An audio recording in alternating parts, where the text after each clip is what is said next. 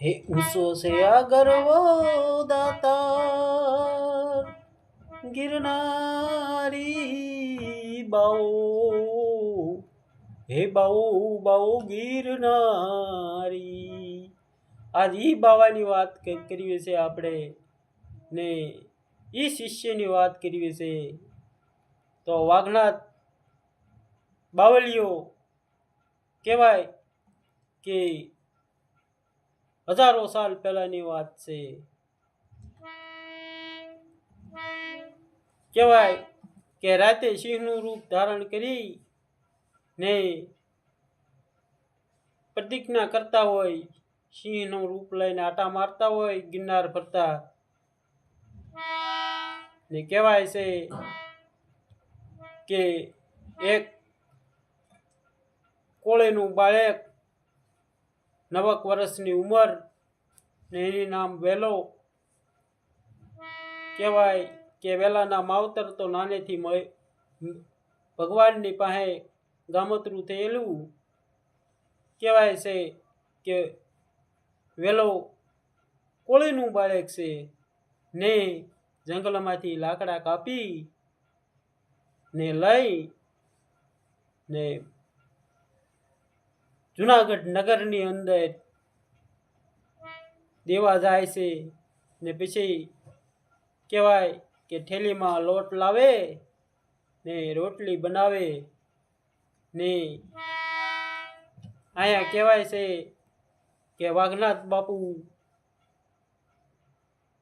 સવાર પડે એટલે પાછું સિંહનું રૂપ બદલાવી નાખે ને ગુફામાં આવી જાય ને બાવળિયાનું રૂપ ધારણ કરીને બેસી જાય વાઘનાથ બાપુ ને કહેવાય છે કે વેલો તો ભવનાથમાંથી રસોઈ રોટલી બનાવી ને સાથે દાંતણ લઈ ને વાઘનાથ બાપુને 2000 સીડીના પગથિયે કહેવાય છે કે ધીરે ધીરે મધરું મધરું હાલ્યું જવાનું।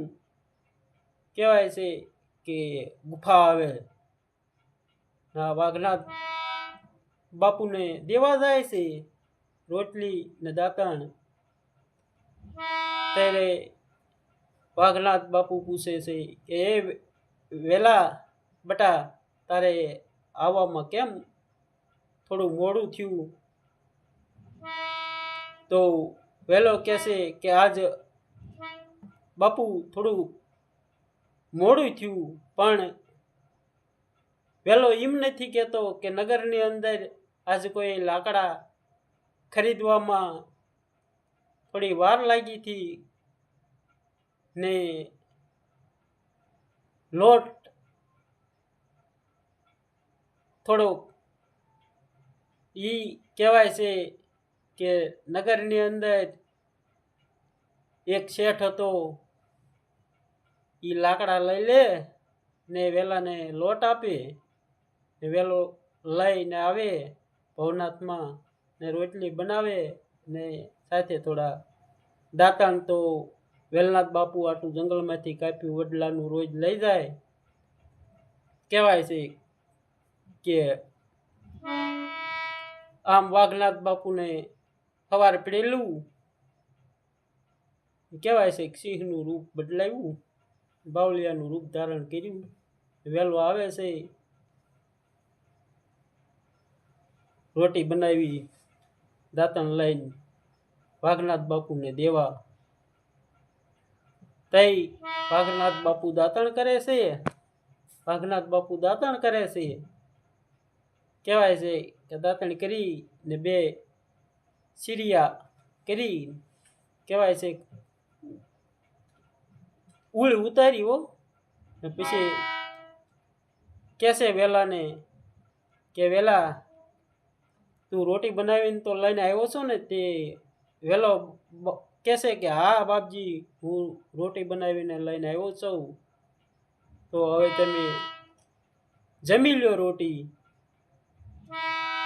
તઈ વાઘનાથ બાપુ ખરખડાટ દાંત કાઢે છે હો ને કહેશે કે વેલા નવનાથ તો ગિરનાર માથે, પણ હવે તારે 10મો નાથ થવામાં 12 વર્ષ તારા બાપ પૂરા થઈ ગયા છે, તે મને 12 વર્ષ સુધી રોટી ખવડાવી છે, દાંતણ લાવ્યો છું મારી હાટું. તો હાલે આ દાંતણ ના 2 સીરિયા ઉતારીને તું ભવનાથમાં નીચે લઈ જા ને.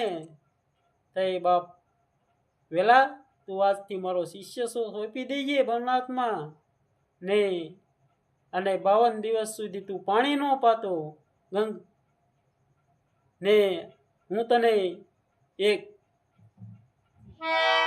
સીપિયો આપું, એ સીપિયા કરી ને તું ભવનાથમાં કુઈ ગાળજે ને. નવે નાથ હું તારી હારે મેકલું છું ને. 52 દિવસ સુધી કુઈ ગાળજે ને 66 જોગણિયું મેકલું છું બાપ વેલા તું મારો શિષ્ય છો. વાઘનાથ બાપુ એમ કહે છે. તે વેલો કહે છે કે સારું બાપજી, ને આવે છે વેલો ભવનાથમાં. કહેવાય છે કે 2 દાંતણના સીરિયા હતા ને એ સોંપી દીધા ને. વેલો તો બાપ વાઘનાથ બાપુએ સીપિયો આપ્યો હતો ને, 52 દિવસ સુધી સીપિયા કરીને કુઈ ગાળી ને. કહેવાય કે 52 દિવસે પૂરી થઈ. નવનાથ રોજ હાજરી આપે ને. 66 જોગણિયું તઈ 52 દિવસ પૂરા થયા ને.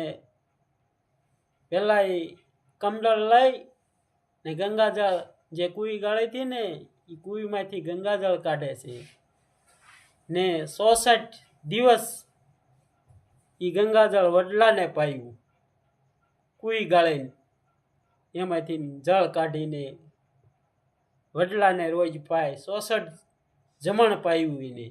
તઈ 66 જોગણિયું બાપ ભવનાથમાં મહાશિવરાત્રિ હોય ને તઈ રમવા આવે છે. હો હા, નવનાથ રમવા આવે છે. સિદ્ધ 84 હો બાપ. ને 10મો નાથ તો બાપ વેલનાથ બાવલિયો ઈ પણ સાથે હોય છે. હો બાપ એ જે ભવનાથમાં કહેવાય કે વેલનાથ બાપુની જગ્યા છે. હો બાપ જાવ તો એના સીપિયાના દર્શન કરજો, વેલનાથ બાપુના કરજો, વાઘનાથ બાપુના કરજો.